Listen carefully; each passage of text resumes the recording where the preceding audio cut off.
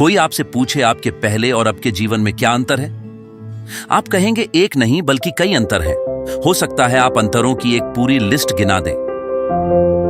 मैं यह निश्चित तौर पर कह सकता हूं, उसमें एक बदलाव रोशनी को लेकर भी होगा। आप कहेंगे पहले की रात बिना बिजली के कटती थी, बल्ब के बदले लालटेन या डिबरी की रोशनी में कटती थी। अब तो सिर्फ रोशनी और उजाला है। जी हां, यही रोशनी अब आपके पर्यावरण के लिए नई परेशानी बन गई है। आपने आखिरी बार सितारे कब देखे थे? आधुनिक जीवन शैली ने चमचमाती लाइट तो दी है, लेकिन इनसे होने वाले प्रदूषण से वायुमंडल में ऐसी चादर बिछा दी है कि आसमान अपने असली रूप में दिखता ही नहीं है। आज चारों तरफ चमचमाती लाइट है जिन्होंने रात को दिन बना दिया है, लेकिन इससे पर्यावरण को भारी नुकसान हो रहा है। इससे जानवर और कीट पतंग दिन और रात में फर्क करना भूल गए हैं। दुनिया से अब अंधेरा गायब हो रहा है। इन लाइटों ने यूनिवर्स का पूरा हिसाब बदल दिया है। आज दुनिया की 80% आबादी को घने अंधेरे वाला आसमान नहीं दिखता है। पानी, हवा और जल प्रदूषण के बारे में आप बचपन से पढ़ते आ रहे हैं। आज रोशनी से होने वाले प्रदूषण के बारे में जानिए।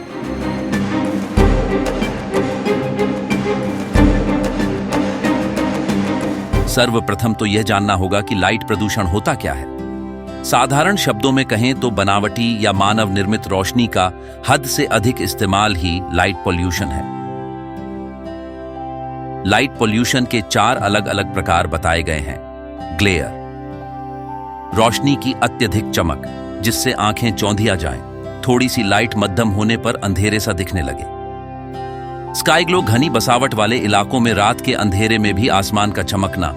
लाइट ट्रेसपास, उन जगहों पर भी लाइट का पड़ना जहां उसकी जरूरत नहीं। क्लटर, किसी एक स्थान पर एक साथ कई चमकदार लाइटों का लगाना। ऊपर बताए ये 4 कंपोनेंट लाइट पॉल्यूशन की श्रेणी में आते हैं। तकनीकी भाषा में कहें तो लाइट पॉल्यूशन औद्योगिक सभ्यता का साइड इफेक्ट है। इस साइड इफेक्ट के सोर्स की बात करें तो इनमें एक्सटीरियर और interior lighting, advertising, commercial properties, office, factory, street light और रात भर जगमगाते स्पोर्ट्स स्टेडियम शामिल हैं। ये लाइटें इतनी चमकदार होती हैं कि इंसानों से लेकर जानवरों तक की जिंदगी को मुश्किल बनाती हैं। ऐसी लाइटें ज्यादातर स्थिति में बिना काम की होती हैं। अगर इतनी चमकदार लाइटें न भी लगाई जाएं तो काम चल सकता है। ऐसी लाइटें भारी संसाधन के खर्च के बाद आसमान में विलीन होती रहती हैं। अगर तकनीक का इस्तेमाल कर सिर्फ उतने ही स्थान पर लाइट रोशन की जाए जितने स्थान पर रोशनी की जरूरत है, तो यह प्रदूषण बहुत हद तक कम हो सकता है। 2016 में जारी world Atlas of artificial night sky brightness नाम की एक स्टडी बताती है कि दुनिया की 80% शहरी आबादी स्काई ग्लो पॉल्यूशन के प्रभाव में है। यह प्रभाव ऐसा होता है कि लोग कुदरती रोशनी और बनावटी रोशनी में फर्क महसूस नहीं कर पाते।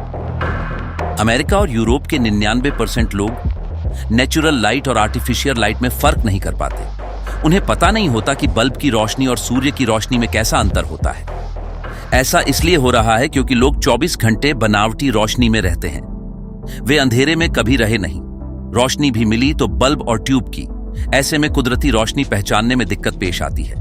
यह एक हकीकत है कि तेज रोशनी जो घर के अंदर या बाहर से घुस आती हो, हर हाल में कुछ अरसा के बाद अपना असर दिखाती है। बरसों के अन्वेषण से पता चला है कि घरों के अंदर फ्लोरेसेंट ट्यूब और तेज रोशनी से माइग्रेन, सिर दर्द, थकावट, चिड़चिड़ाहट जैसी शिकायत पैदा हो जाती है। घर के बाहर सड़कों पर, पब्लिक इमारतों में रात के वक्त दुर्घटनाओं को रोकने के लिए खूब तेज रोशनी का इस्तेमाल किया जाता है, जिससे पर्यावरण में प्रदूषण बढ़ जाता है। अनुभव और खोज से पता चला है कि ऐसी रोशनी से अपराध में कोई खास कमी तो नहीं आई। अलबत्ता हर साल सिर्फ एक लाइट पर कई टन कोयला खर्च हो जाता है। अगर आप रात के वक्त आसमान की चमक दमक की तरफ नजर करें तो आपको उसमें मध्यम रोशनी की धुंध भी दिखाई देगी। यही रोशनी के प्रदूषण का सबूत है। इस मसले पर सालों से खोज व अध्ययन का काम जारी है और रात के वक्त शहरों और देहातों के साफ आसमान की अलग अलग तस्वीरें खींची जाती हैं, जिसमें मालूम होता है कि रात के वक्त रोशनी से कैसा प्रदूषण माहौल में घुल रहा है, और यह बहुत ही खतरनाक समस्या है। इस तरह स्थायी तेज रोशनी के इंतजाम से फसलों, दरख्तों और जानवरों को जबरदस्त नुकसान हो सकता है। पौधों को बढ़ने और जिंदा रहने के लिए अंधेरा और रोशनी दोनों ही की जरूरत पड़ती है। अंधेरा बीज को फूल में बदलने और पौधे को जिंदगी देने में मदद देता है।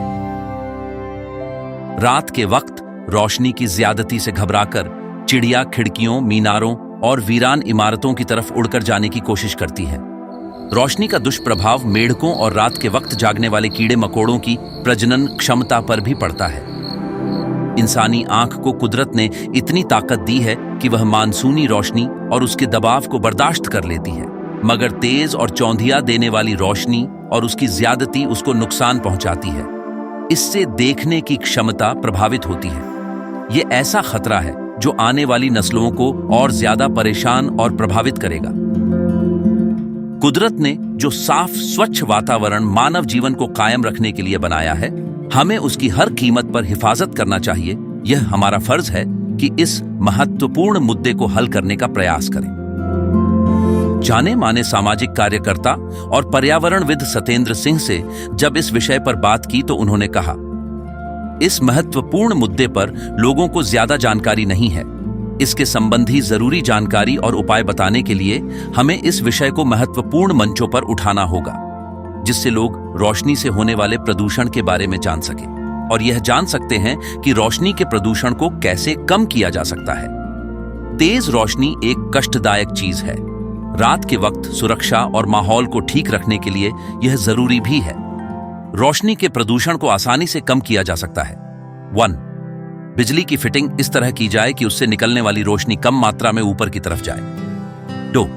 बल्ब, ट्यूब वगैरह उचित जगहों पर फासलों पर नीचे की तरफ झुकाकर लगाए जाएं। 3. रोशनी का इस्तेमाल कम से कम किया जाए। 4. गैर जरूरी रोशनी को बुझा दिया जाए। खासकर सजावट करने वाली रोशनी और इश्तेहारों के पोस्टरों और खेमों में देखा जाता है कि रात भर बल्ब जलते रहते हैं। यह गलत तरीका है। सुबह होने पर रोशनियों को गुल कर देना चाहिए। खुशी की बात है कि रोशनी प्रदूषण के खिलाफ बहुत सी संस्थाएं हरकत में आ गई हैं, खासकर आसमान पर। रोशनी के प्रदूषण के खिलाफ उनका कहना है कि आसमान पर ज्यादा अंधेरा रहना चाहिए। शहरी महकमों, लोकल सेल्फ काउंसिल और कॉरपोरेशन, रोशनी के डिजाइन बनाने वाले इंजीनियरों को इस बात का एहसास हो रहा है कि रोशनी के प्रदूषण को कम करने की जरूरत है। रोशनी के प्रदूषण को एक कानूनन अपराध करार देना चाहिए और इसे सख्ती से लागू किया जाना चाहिए।